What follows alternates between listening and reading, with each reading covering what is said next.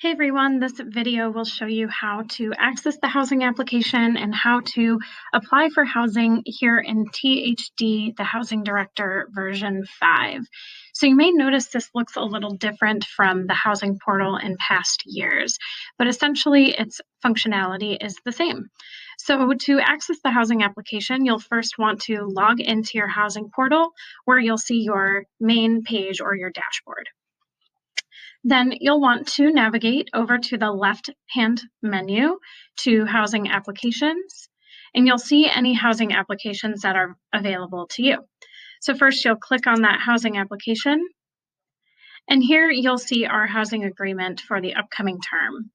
You'll want to make sure that you read through the terms of this housing agreement carefully, as it is a binding contract for the entire academic year.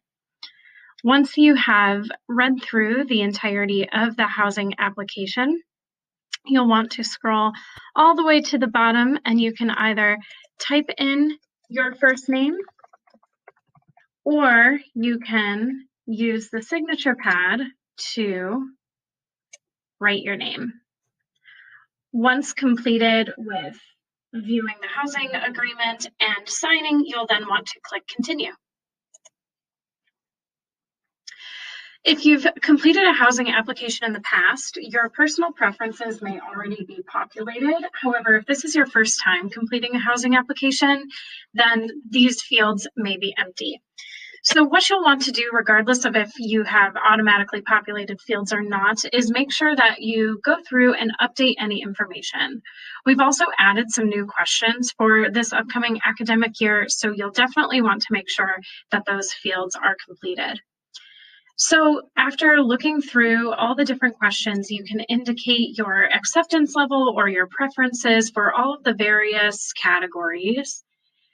And then if you scroll down a little bit to the bottom, you'll see that there's some emergency and medical information, as well as some questions related to the COVID-19 pandemic and comfortability with living on campus, guests, and other precautions.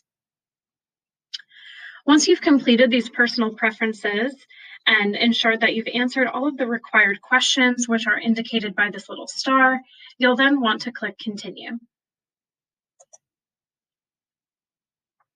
Next, you'll be prompted to input some emergency contact information.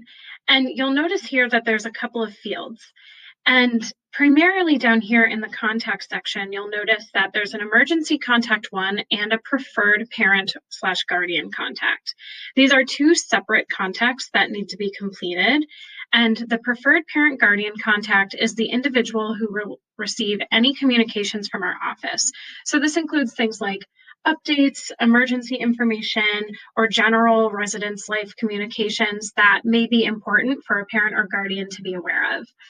So from here, again, your emergency contact may be different than your preferred parent or guardian contact, but you do want to ensure that this preferred parent guardian is the individual who will receive all communications from our office.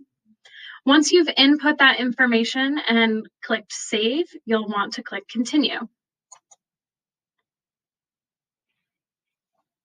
Next, you'll have the opportunity to indicate living requests, and you can click up to 3 choices for the room type that you're interested in. So first you'll click Request Type. You'll see the room types available to you, and then a drop-down with the different options. So let's say my first choice is a double with a bathroom. My second choice is a single with a bathroom. And my third choice is a single in a suite. So just as a reminder, these are the room type preferences that you indicate, and housing placement is subject to availability. So these are just preferences. This is not selecting your actual room, and it is not guaranteed that this is the room that you will be placed in. However, this informs our decision and our process when looking at what we have available and going through the housing placement process. So once you've indicated the living requests that you would like, you would then click Continue. And you'll have the opportunity to select a dining plan. So depending on your year and your residence life social class, you may be eligible for the junior senior block. So in this case, I'm going to stick with the Unlimited Plus plan, and then I will click Submit. And once you click Submit after you have selected a dining plan, you'll see this thank you confirmation page, and you should also receive an email with the housing agreement attached to it. And from here, you can just click Home. And to ensure that your housing application has been received, you can click back to Housing Applications, and you'll notice now that it says it is completed.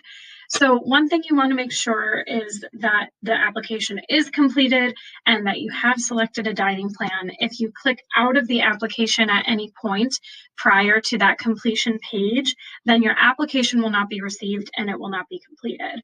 If your application is not received and not completed, then you won't be able to select a roommate if you have one in mind or engage in the housing selection process. If you have any questions about the housing application or want to ensure that we have received it, please feel free to contact our office at jcureslife@jcu.edu or give us a call at 216-397-4408.